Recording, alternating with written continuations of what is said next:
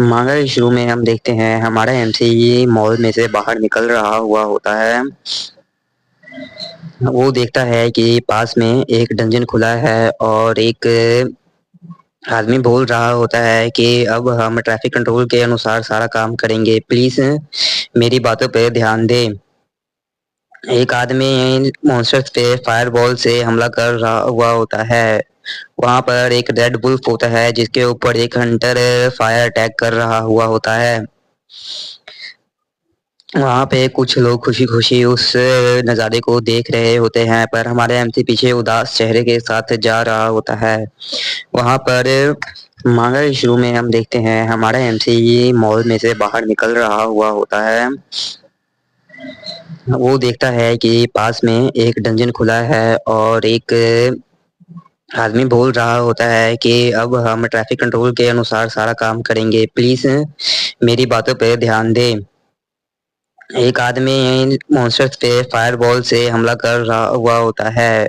वहां पर एक रेड वुल्फ होता है जिसके ऊपर एक मांगा शुरू में हम देखते हैं हमारा एमसी मॉल में से बाहर निकल रहा हुआ होता है।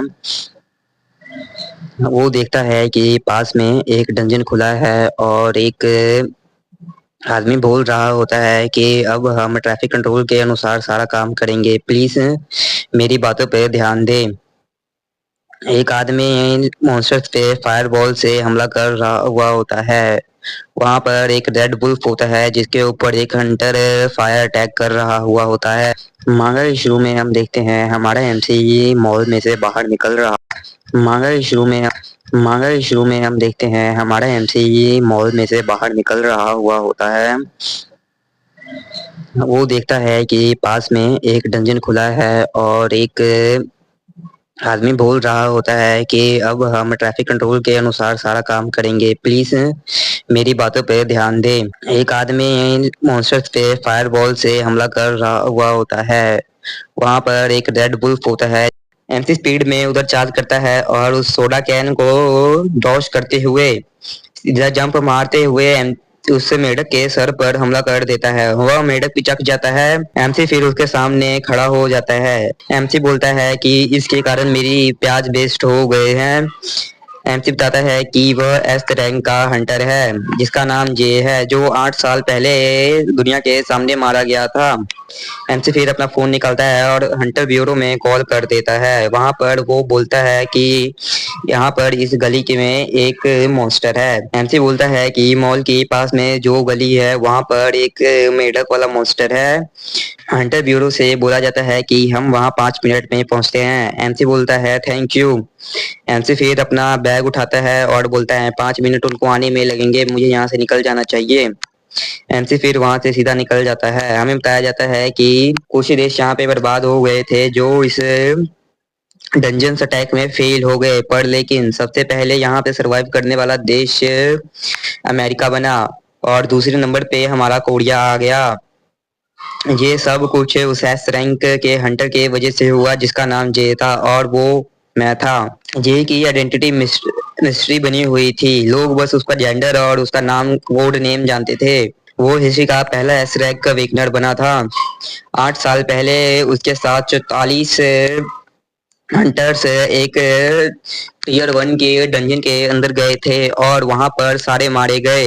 एमसी बोलता है कि मुझे उस कॉल के अंदर और ज्यादा घबराहट दिखाना चाहिए था, मैं बहुत ज्यादा चिल था, शायद कोई दिक्कत हो सकती हो।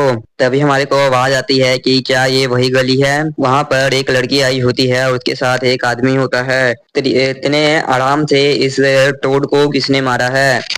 ना कोई अटैक हुआ है और ना ही कुछ इसको अटैक करने का मौका भी नहीं दिया गया है, उसको एक ही हमले में मार दिया गया है। ये शायद लेबोरेटरी के अंदर अच्छे दाम पर बिक जाए। वो लड़की बोलती है कि लगता है वो मामूली शिकारी नहीं था। वो उस आदमी को बोलती है कि उसके बारे में कोई सुराग ढूंढो। आदमी बोलता है कि मैं खोज रहा हूँ।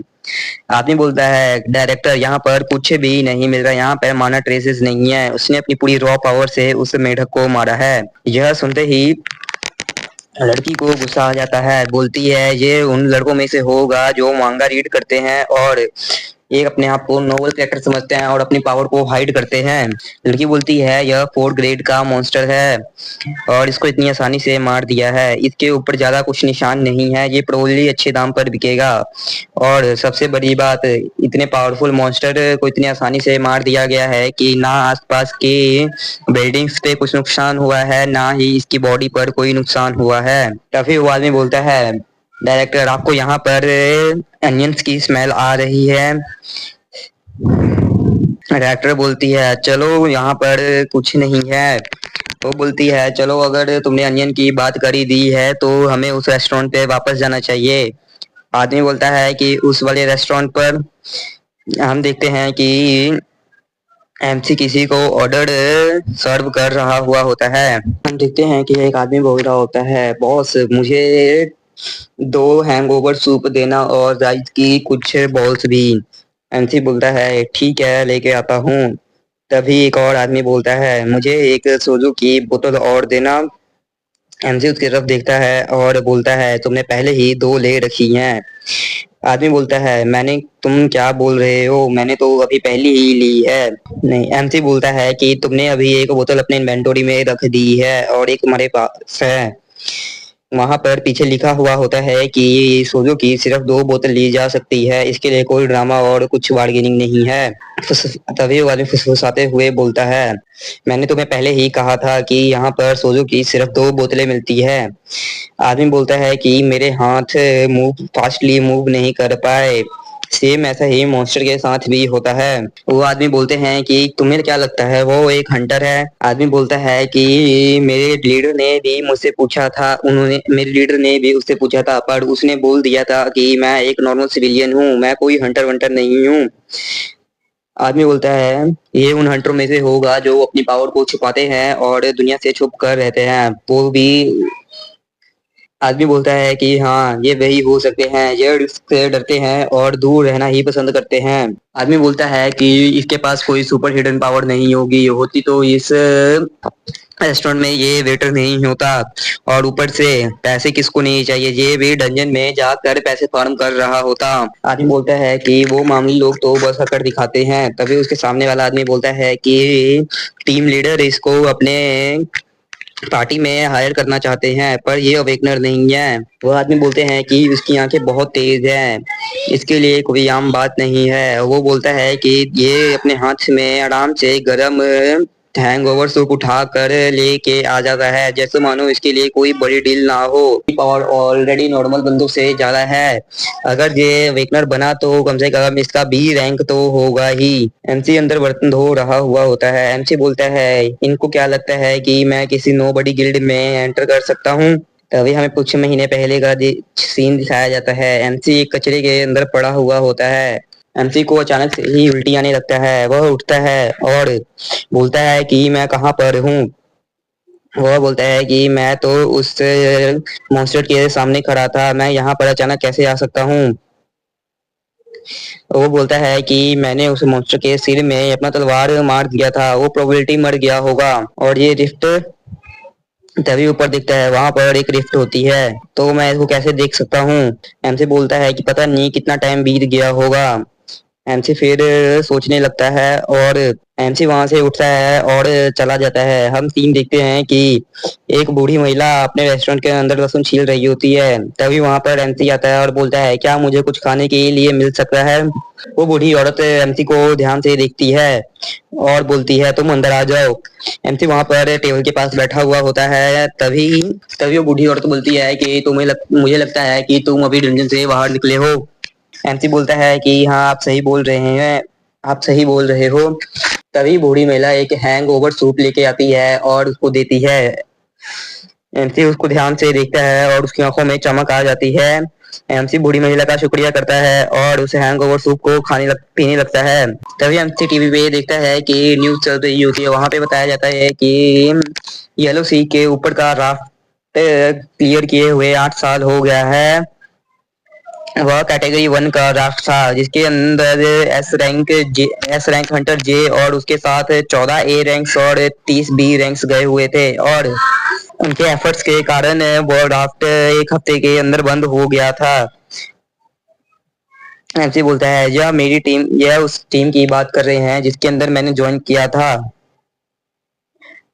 पर वह मिशन क्लियर हो गया, पर लेकिन उसके अंदर जितने भी हंटर्स थे वो कभी वापस नहीं आए। एमसी यह सब सुनकर शॉक हो जाता है। उस राफ्ट के अंदर जितने भी अवेकनर्स गए थे सारे के सारे हंटर्स मर गए हैं, जिसमें एस रैंक हंटर जे भी शामिल था। हम उनकी इस बलिदान को जाया नहीं करेंगे और अपने देश को वापस उसकी पहली वाली स्थिति में लेकर आ जाएंगे।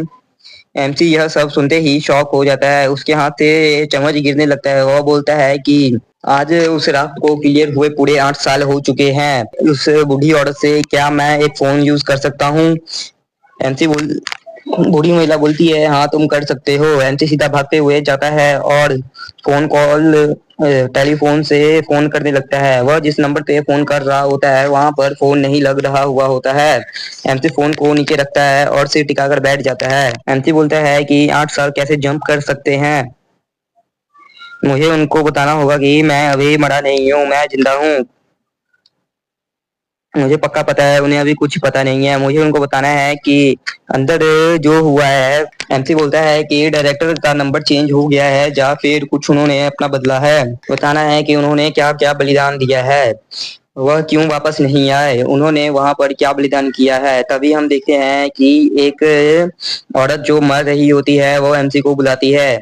वह बोलती है कि तुम्हारे पास पावर है पर वह बोलती है तुम्हारे पास पावर है पर लेकिन तुम्हारे बाहर जाते ही तुम्हें हर किसी को बचाना नहीं है, तुम्हें सरवाइव करना है और तुम अभी यंग हो, तुम्हें हर किसी को बचाने की जरूरत नहीं है, तुम्हारे पास अभी पूरी जिंदगी बाकी है।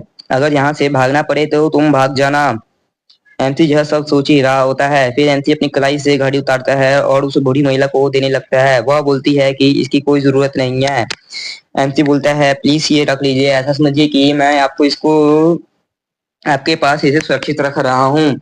एमसी वह घड़ी उस औरत को देता है और बोलता है कि मैं जल्द ही वापस आऊंगा। एमसी फिर वहां से चला जाता है। एमसी बोलता है कि 8 साल भूल गए, 8 साल हो गए हैं, ये लोग तो अब हमारे बारे में भूल गए होंगे। हमारा देश अब पूरी तरह से स्टेबल हो चुका है और यहाँ पर जो हंटर ब्यूरो है वो आराम से अपना काम कर रहा है और वहां पर एमसी बोलता है कि सब कुछ पीसफुली ग्रो हो रहा है बिना मेरे। एमसी बोलता है कि वह सब तो अभी तक मेरे को भूल भी गए होंगे हंटर जे के बारे में। हंटर जे मर चुका है और यूजी के ही तो बारे में किसी को याद ही नहीं होगा। एमसी फिर वहां से क्वाइटली चला जाता है और हम देखते हैं एक पोस्टर जिसके ऊपर लिखा है कि पार्ट टाइम के लिए एक हेल्पर की जरूरत है। कि हमारा एमसी एक बुक स्टोर में खड़ा हुआ होता है, वहां पर वो एक पोस्टर देख रहा हुआ होता है। एमसी बोलता है कि ये आदमी यहाँ पर क्या कर रहा है। एमसी बोलता है कि 9 साल पहले ये सिर्फ एक पुलिस एकेडमी में कैडेट था और अब ये यहाँ पर हर एक एड के ऊपर इसकी पोस्टर लगी हुई है। एमसी बोलता है ब्यूरो इसको स्पेशली गिल्ड में ली होगी और अब इसका पूरा इस्तेमाल कर कर अपनी वर्थ निकाल रहे हैं। तभी एमसी को एक लड़की बुलाती है। वो लड़की बोलती है कि मेरे को बुक मिल गई। एमसी बोलता है ये वही है? लड़की बोलती है हाँ। वो बहुत खुश होती है। एमसी बोलता है इस बुक के ऊपर ये पिक्चर किस लिए यूज कर रहे हैं? एमसी बोलता है कि भले मैं दस्तावेजों के ऊपर मर गया हूँ पर लेकिन मेरी पिक्चर ऐसे ही इस्तेमाल नहीं कर सकते। लड़की बोलती है कि मुझे यह बुक घर लेके जानी है। एमसी बोलता है तुम इस बुक को इतना चाहते हो? लड़की बोलती है हाँ। फिर वो वहां से निकल जाते हैं। लड़की बोलती है अब हम कहाँ जा रहे हैं? एमसी बोलता है कि हम घर जा रहे हैं और मेरे को रात के डिनर के लिए सामान लेना है। लड़की उदास हो जाती है। एमसी बोलता है सॉरी, आज इवनिंग बहुत बिजी होने वाली है। एमसी बोलता है कि चलो मैं तुम्हारे को आइसक्रीम दिला देता हूँ, तुम्हें उसको अपनी ग्रैंडमा के साथ बांट लेना है। फिर हमें दिखाया जाता है एमसी की स्टोर का हाल सवेरे से शाम तक। एमसी 6 बजे अपनी शॉप ओपन करता है और हैंगओवर सूप बनाना शुरू कर देते। Hangover soup night shift workers और जो हंटर्स डंजन से बाहर आए हुए होते हैं उनके लिए होता है। 11 से 2 बजे तक का लंच टाइम होता है और ये सबसे ज्यादा भीड़ भाड़ वाला टाइम होता है। हंटर्स यहाँ पर हैंगओवर सूप और राइस के लिए आते रहते हैं। 2 से 5 का ब्रेक टाइम होता है। इसके अंदर मैं रेस्टोरेंट की सफाई, बर्तन धोता हूँ और सब्जियां काट कर होना को स्कूल से वापस ले आता हूँ।